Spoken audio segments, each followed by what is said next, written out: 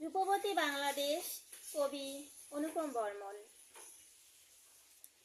বীর শহীদের রক্তে রাঙা বাংলাদেশের মাটি, অপরূপ তার রূপের বাহার, সোনার চেক হাটি। বাবুই চড়ুই দোয়েল সেমা হরেক রকম পাখি, দিক দিগন্ত সবুজ মাঠে জুড়ায় সবার আঁখি। নদী বহে আপন মনে বাংলা মায়ের কোলে, কুলু কুলু জলের গতি খুশিতে মন দোলে। ঝিলে ফোটে শাপলা শালুক পাপড়ি মেলে তাকায়, রংবাহারি প্রকৃতির শ্বাস হৃদয় জুড়ে আঁকায়।